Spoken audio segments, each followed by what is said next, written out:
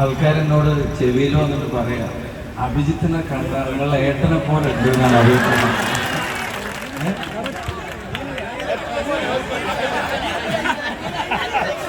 ഒന്നുകൂടെ പറയണോ? ഇവർക്ക് അസൂയ. ഇവർ പറയുന്നത് അനിയനെ പോലെ, അവര് സമ്മതിച്ചു ഏട്ടനെ പോലെയാണ്. ഉണ്ടോ? ഏട്ടനെ പോലെ ഉണ്ടോ? നിങ്ങളും കാലം മാറി. അത് സുബൈർഖാന് സമ്മതിക്കണം. പേരക്കുട്ടിക്ക് SLC പരീക്ഷ ആയിട്ട് പോലും അതൊന്നും ഇവിടെ വന്നിരുന്നു. എനിക്കറിയാം അവിടെ ഭയങ്കര തണുപ്പാണ്. അതുകൊണ്ട് ഇനി കുറെ നേരം പ്രസംഗിക്കാൻ പറ്റില്ല, അവിടെ ഭയങ്കര തണുപ്പാണെന്നൊക്കെ എനിക്കറിയാം. ഞാൻ പ്രസംഗിക്കാൻ തുടങ്ങുന്നതിന് മുമ്പ് ഇതുമ്മ വീഡിയോ എടുക്കുന്ന ആളെവിടെ ഇരിക്കുന്നുണ്ടാവുക? എവിടെ അതിൻ്റെ ആള്? മോന വീഡിയോയിനകത്ത് ഒരു ഞാൻ ആ കടയുടെ അവിടെ നിൽക്കുമ്പോൾ, മെന്റിന്റെ അവിടെ നിൽക്കുമ്പോൾ ഒരു വിഷ്വല് കണ്ടിരുന്നു. അതൊന്ന് അതൊന്നിട്ട് നിങ്ങളൊന്ന് കാണുക. ഒന്ന് ആദ്യം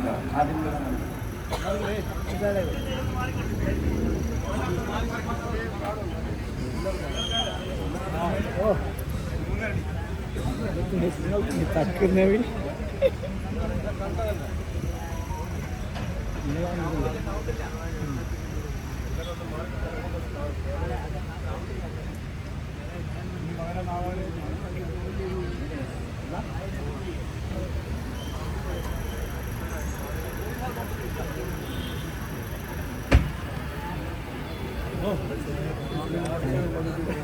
ഞാൻ വേറൊന്നിനും വേണ്ടിയിട്ടല്ല, അനുജനെ പോലെയാണ് ഏട്ടനെ പോലെയാണെന്നൊക്കെ പറയുമ്പോൾ ഞാനൊരു തമാശക്ക് പറഞ്ഞതുമല്ല. ആ കിടക്കുന്നത് നമ്മുടെ വീട്ടിലൊരു കുട്ടിയാണെങ്കിൽ നിങ്ങളിൽ എത്ര പേർക്ക് അത് സഹിക്കാൻ പറ്റും എന്നാലോചിക്കുക. ആ വീണ് കിടക്കുന്നിടത്ത് ഒരു മനുഷ്യൻ എന്ന കരുതൽ പോലുമില്ലാതെ പക വീട്ടുന്നത് പോലെ ക്രൂരത എൻ്റെ വീട്ടിലെ, നിങ്ങളുടെ വീട്ടിലെ മകനോടോ മകളോടോ അനിയനോടോ ജ്യേഷ്ഠനോടോ മറ്റാരോടെങ്കിലുമാണ് കാണിക്കുന്നതെങ്കിൽ അത് എത്ര നേരം നിങ്ങൾക്ക് കണ്ടു നിൽക്കാൻ കഴിയുമെന്നുള്ളത് നിങ്ങൾ മനസ്സിലാലോചിച്ച് നോക്കുക. അഭിജിത്തിന്റെ വീട്ടിലെ അതിർത്തി തർക്കത്തിന്റെ പേരിലല്ല, വേലി തർക്കത്തിന്റെ പേരിലല്ല, ഈ ഗവൺമെന്റിന്റെ ചെയ്തികളെ ചോദ്യം ചെയ്തതിന്റെ പേരിൽ തെരുവിൽ ഇങ്ങനെ കടന്ന് തല്ലു വാങ്ങിയിട്ടുള്ള ഒരു ചെറുപ്പക്കാരനെ സംബന്ധിച്ച് ഒരു കാര്യം ഞാൻ പറയാൻ ആഗ്രഹിക്കുന്നു. അയാളുടെ ശരീരത്തിൽ ഒരു ഇഞ്ചിനി ബാക്കിയില്ല, അയാളുടെ മനസ്സിലും ഒരു ഇഞ്ചിനി ബാക്കിയില്ല. അയാളുടെ ശരീരത്തിൽ ഒരു ഇഞ്ചിനി ബാക്കിയില്ലെന്ന് പറയുന്നതിന് കാരണം ഈ ഗവൺമെന്റിന്റെ ചെയ്തികളെ ചോദ്യം ചെയ്തതിന്റെ പേരിൽ നിരന്തരം ക്രൂരമർദ്ദനങ്ങൾ ഏറ്റുവാങ്ങേണ്ടി വന്ന് തെരുവിൽ കിടന്ന് അടിമേടിച്ച് അവനവന്റെ കാര്യത്തിനല്ലാതെ മറ്റുള്ളവർക്ക് വേണ്ടി പോരാടി മർദ്ദനമേൽക്കേണ്ടി വന്ന ശരീരത്തിൽ ഒരു ഇഞ്ച് ബാക്കിയില്ല എന്നുള്ളതാണെങ്കിൽ ഈ കൺവെൻഷൻ കൂടി കഴിയുമ്പോ അദ്ദേഹത്തിന്റെ ഹൃദയത്തിൽ ഒരു ഇഞ്ച് ബാക്കിയില്ലെന്ന് പറയുന്നതിന്റെ കാരണം ഹൃദയം നാദാപുരം കൊണ്ട് നിറഞ്ഞിരിക്കുന്നു എന്നാണ് ഈ സംഗമം ഇവിടെ തെളിയിക്കുന്നത് എന്ന് നെഞ്ചിൽ കൈവച്ച് പറയാൻ സാധിക്കുന്നു. അങ്ങനെയുള്ള ഒരു കുട്ടി നമുക്കിടയിൽ സ്ഥാനാർത്ഥിയായി വന്നിട്ടുണ്ടെങ്കിൽ ഇപ്പൊ ഞാൻ പറയുന്നു, ഇവിടെ മത്സരം KM അഭിജിത്തും LDFന്റെ സ്ഥാനാർത്ഥിയും തമ്മിലല്ല, ഇവിടെ മത്സരം KM അഭിജിത്തും ഷാഫി പറമ്പിലും തമ്മിലാണ്. ഞാനത് പ്രഖ്യാപിക്കാൻ ആഗ്രഹിക്കുന്നു. ലോക്സഭാ തെരഞ്ഞെടുപ്പിന്റെ ഭൂരിപക്ഷത്തെ പരാജയപ്പെടുത്തുന്ന ഒരു ഭൂരിപക്ഷം ഈ നാദാപുരത്തിന്റെ മണ്ണിൽ നിങ്ങൾ കൊടുക്കുവോ? നിങ്ങൾ ജയിപ്പിച്ചു തരുമോ? വാക്കാണോ? ഉറപ്പാണോ? അഭിജിത്ത് നാദാപുരം വാക്ക് പറഞ്ഞ വാക്കാണ്. അതിനൊരു കാര്യം കൂടെ പറയുന്നു.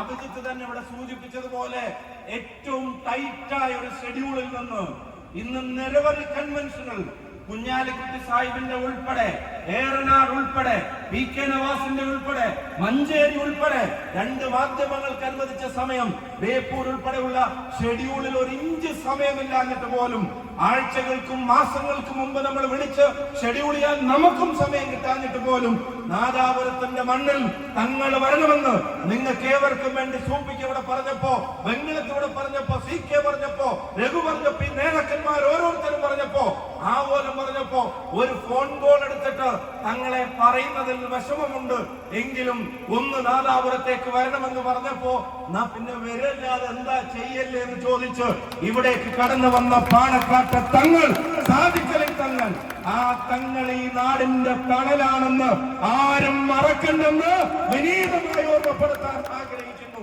ആ തങ്ങൾ ഇവിടെ നേരിട്ട് വന്ന് നിങ്ങളോട് പറയുന്നുണ്ട്, അഭിജിത്തിനെ ജയിപ്പിക്കണമെന്ന് തങ്ങള് ഇവിടെ വന്ന് നേരിട്ട് പറയുന്നുണ്ടെങ്കിൽ ഇനി അഭിജിത്ത് പറഞ്ഞ വാചകം അച്ചട്ടാണ്. ഇന്നലെ വൈകുന്നേരം വരെ തോന്നിയ ആത്മവിശ്വാസത്തിന്റെ 10 മടങ്ങാണ് നിങ്ങളും ചങ്ങളും നാദാപുരവും ആ ചെറുപ്പക്കാരന് കൊടുക്കുന്നെങ്കിൽ ആ തല്ലി ഒതുക്കാൻ നോക്കിയ കൈകൾ നാളെ സല്യൂട്ട് അടിക്കുന്നത് കാണാൻ നാദാപുരം ഒരു റിസൾട്ട് ഇവിടെ കാത്തുവെച്ചിട്ടുണ്ടാകുമെന്ന് ഉറപ്പാണ്.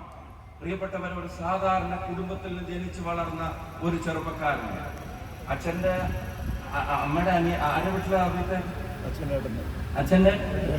അച്ഛന്റെ ജ്യേഷ്ഠന്റെ വീട്ടിൽ നിന്ന് വളർന്ന ഒരു ചെറുപ്പക്കാരൻ, രാഷ്ട്രീയ പാരമ്പര്യത്തിന്റെ വലിയ പദവികളിൽ ഇരിക്കുന്ന ആരും കുടുംബത്തിന്റെ പട്ടികയിലില്ലാതിരുന്ന ഒരു സാധാരണ കോൺഗ്രസ് കുടുംബത്തിൽ നിന്ന് സർക്കാർ കലാലയത്തിൽ പഠിച്ചു വളർന്ന് യൂണിവേഴ്സിറ്റി യൂണിയന്റെ തെരഞ്ഞെടുപ്പുകളിൽ നിരന്തരം തോറ്റുകൊണ്ടിരുന്ന ഐക്യജനാധിപത്യ മുന്നണിയുടെ UDSFന്റെ ചരിത്രം തന്നെ മാറ്റിക്കുറിച്ച് കാലിക്കറ്റ് യൂണിവേഴ്സിറ്റി വർഷങ്ങൾക്ക് ശേഷം, എത്ര വർഷങ്ങൾക്ക് ശേഷമായിരിക്കും അവിടുത്തെ ആ കാലത്ത് അടുപ്പിച്ച് 2 തവണ വർഷങ്ങൾക്ക് ശേഷം അതിനെ തിരിച്ചു പിടിക്കാനുള്ള പോരാട്ടത്തിന് നേതൃത്വം നൽകി യൂണിവേഴ്സിറ്റി യൂണിയന്റെ ചെയർമാനായ അതേ വിദ്യാർത്ഥി രാഷ്ട്രീയ നേതാവ് നാളെ 19 വർഷത്തെ നാദാപുരത്തിന്റെ ചരിത്രം തിരുത്തി ഇതിനെ നമുക്ക് തിരികെ തരുന്ന ഒരു നേതാവായി, ഒരു പോരാളിയായി നമ്മുടെ മുമ്പിൽ മാറ്റും എന്നുള്ളത് നമ്മുടെ തീരുമാനമാണ്. അല്ലേ? നമ്മുടെ തീരുമാനമാണ്. സാധാരണക്കാരുടെ കുടുംബത്തിൽ ജനിച്ച് സംഘടനാ പ്രവർത്തനത്തിൽ പടിപടിയായി കടന്നു വന്നു കേരള വിദ്യാർത്ഥി യൂണിയൻ എന്ന വിദ്യാർത്ഥി പ്രസ്ഥാനത്തിന്റെ തലപ്പത്തിരിക്കുമ്പോ ഞാൻ ഒരു കാര്യം കൂടെ പറയാം. നിങ്ങൾ ഇവിടെ കണ്ട സീന് ഞാൻ കണ്ടത് സ്ക്രീനിലല്ല. ഞാൻ നിയമസഭയിൽ അവിടെ ലാത്തി ചാർജ് നടക്കുന്നുണ്ടെന്ന് അറിഞ്ഞിട്ട് ഞാൻ അവിടെ ഓടിച്ചെന്ന് നോക്കുമ്പോ മർദ്ദനമേറ്റ് തെരുവിൽ കിടക്കുന്ന ആ കിടന്നെടുത്ത് വീണ്ടും അടിക്കാൻ നോക്കുന്ന പോലീസിനെയാണ് അവിടെ കണ്ടത്. അന്നത് തടയാൻ ശ്രമിച്ചതിന്റെ പേരിൽ അന്ന് 2 എന്റെ തലയിലും തന്നു. എന്റെ തലയും വന്ന് MLA ആയിരിക്കുമ്പോ തന്നെ എന്റെ തലയും പൊട്ടിച്ചു. അത് നിങ്ങൾക്ക് എല്ലാവർക്കും അറിയാം. ഞാൻ ഒരു കാര്യം കൂടെ പറയുന്നു. അഭിജിത്തിന്റെ ശരീരത്തിലേറ്റത്, എന്റെ തലയിലേറ്റത്, MLA ആയപ്പോ തല, MP ആയപ്പോ ഇവിടെ പേരാമ്പ്രയിൽ മൂക്ക്, ഇതൊക്കെ ചെയ്തവരോട് അതേ തരത്തിലൊന്നും മറുപടി പറയാൻ ആഗ്രഹിക്കുന്നില്ല. ആരുടെ രക്തം പകരം തെരുവിൽ വീഴുന്നു എന്നുള്ളത് ഞങ്ങളുടെ ചോദ്യമല്ല. കാരണം ഇത് പാണക്കാട്ടെ തങ്ങളുടെ പ്രസ്ഥാനമാണ്, ഇത് ഉമ്മൻചാണ്ടി സാറിന്റെ പ്രസ്ഥാനമാണ്. അതുകൊണ്ട് തന്നെ പകരം നാദാപുരത്തിന്റെ മണ്ണിൽ, പേരാമ്പ്രയുടെ മണ്ണിൽ, കുറ്റ്യാടിയുടെ മണ്ണിൽ, വടകരയുടെ മണ്ണിൽ, കൊയിലാണ്ടിയുടെ മണ്ണിൽ മെയ് 4 വോട്ടെണ്ണുമ്പോ ഏത് പതാക ഉയർന്നു പറക്കുന്നു എന്നുള്ളത് ഈ നാട്ടിലെ ജനാധിപത്യ വിശ്വാസികളുടെ മുമ്പിൽ ഞങ്ങൾ മുന്നോട്ട് വെക്കുന്ന പ്രധാനപ്പെട്ട പ്രശ്നം അത് തന്നെയാണ്. ഞാനിവിടെ ചോദിക്കുമ്പോൾ പറയുന്നു, 10ഉം 45ഉം വർഷം നിരന്തരം ഈ മണ്ഡലം നിങ്ങളൊരു മുന്നണിയെ ഇവിടുത്തെ ജനതയെ ഏൽപ്പിച്ചു. ആ ജനതയെ ചിന്തിക്കട്ടെ, അത്രയും വർഷം അവരിൽ അർപ്പിച്ച വിശ്വാസത്തെ തിരിച്ചു കാണിക്കാൻ ഇവിടുന്ന് ജയിച്ചു പോയ ആളുകൾക്ക് കഴിഞ്ഞിട്ടുണ്ടോ? നാദാപുരത്തിന്റെ മണ്ണിൽ നടന്ന വികസന പ്രവർത്തനങ്ങളിൽ ഗവൺമെന്റിന്റെ ഒരു എക്സ്ട്രാ എഫേർട്ടും ഇടപെടലുകളും എത്ര ഇടങ്ങളിൽ നമുക്ക് ചൂണ്ടിക്കാണിക്കാൻ കഴിയും? ഈ കാണുന്നതെല്ലാം ഇവിടുത്തെ ജനത അവരുടെ അധ്വാനത്തിന്റെ ഫലമായി അവര് നീക്കിവെപ്പുകൾ ഈ നാടിന് വേണ്ടി തിരിച്ചു നൽകുന്ന സംരംഭങ്ങളും സ്ഥാപനങ്ങളും തൊഴിലവസരങ്ങളുമായി ഉണ്ടായതാണ്. ഇന്നിതാ ഗൾഫിന്റെ കാർമേഘം മൂടി അന്തരീക്ഷത്തിൽ യുദ്ധങ്ങൾ നടക്കുമ്പോ മിസൈലുകൾ വന്ന് പതിക്കുന്നതിന്റെ വീഡിയോയും ശബ്ദവും കേട്ടിട്ട് നാട്ടിൽ പ്രാർത്ഥനകളോടെ കഴിയുന്ന തലമുറകൾ ഇവിടെ ഉണ്ട്.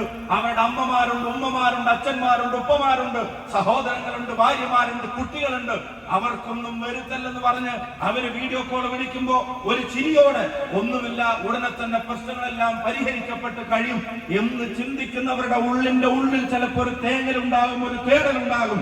എന്റെ കുട്ടിക്ക് നാട്ടിൽ തന്നെ നിന്ന് വളരാൻ, എന്റെ കുട്ടിക്ക് നാട്ടിൽ തന്നെ നിന്ന് കുടുംബം നോക്കാൻ, എന്റെ കുട്ടിക്ക് ഇവിടെ തന്നെ നിൽക്കാൻ കഴിയുമായിരുന്ന അവസരങ്ങൾ എന്തെങ്കിലും കിട്ടുമായിരുന്നില്ലേ എന്ന് ചോദിക്കുന്നവരുണ്ടാകും. വിദേശത്ത് പോകുന്നത് ഒരു തെറ്റല്ല. വിദേശത്ത് പോകുന്നത് അവരവർക്ക് വേണ്ടി പോലും ആയിരിക്കില്ല. വിദേശത്ത് പോകുന്നത് കുടുംബത്തിന് വേണ്ടിയായിരിക്കും. വിദേശത്ത് പോകുന്നവർ നോക്കുന്നത് കുടുംബത്തെ മാത്രമായിരിക്കില്ല. അവിടെ പോകുന്നവർ നോക്കുന്നത് നാടിനെ കൂടിയായിരിക്കും. പക്ഷെ പോകാതിരിക്കാനുള്ള ഒരു ഓപ്ഷൻ നാട്ടിലുണ്ടെങ്കിൽ, ആർക്കെങ്കിലും ഇവിടെ നിൽക്കണമെങ്കിൽ, ആ വളർച്ച നാദാപുരത്തിന്റെ മണ്ണിലേക്ക് കൊണ്ടുവരണമെങ്കിൽ 2 കാര്യം ഞാൻ പറയുന്നു. അങ്ങനെ ഒന്ന് ഇവിടെ ഉണ്ടാവണമെങ്കിൽ ഇനി കേരളം ഐക്യജനാധിപത്യ മുന്നണി ഭരിക്കണം എന്നുള്ളത് ഈ നാടിന്റെ തീരുമാനമാണ്.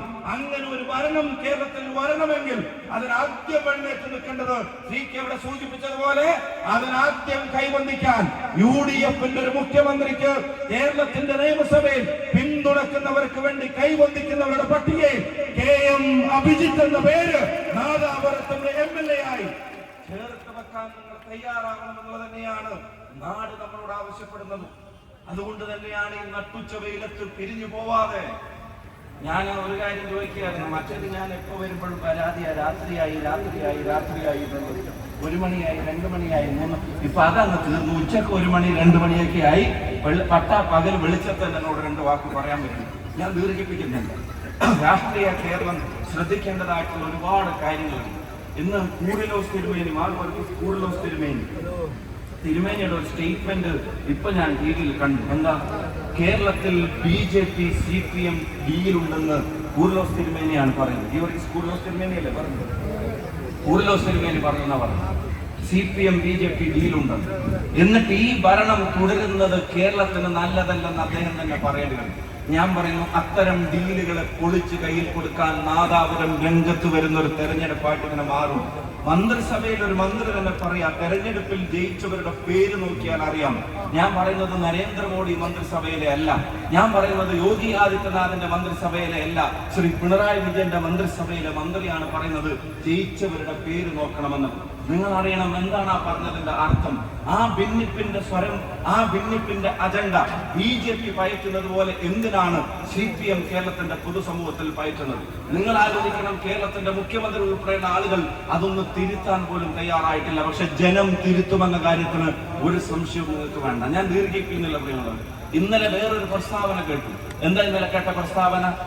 സുധാകരനെ പറ്റി കേരളത്തിന്റെ മുഖ്യമന്ത്രി പറയുന്നു, കാണിച്ചത് ചെറ്റത്തരമാണെന്ന് സുധാകരൻ എന്ന സഹപ്രവർത്തകനെ സംബന്ധിച്ച് കേരളത്തിന്റെ മുഖ്യമന്ത്രി പറയാം. ഞാൻ ഒരൊറ്റ മറുപടി അതിന് പറയുന്നുള്ളൂ. പ്രേമചന്ദ്രനെ പണ്ട് പരനാറി എന്ന് വിളിച്ച പിന്നെ ആ സീറ്റ് നമ്മൾ തോറ്റിട്ടില്ല എന്നുള്ളത്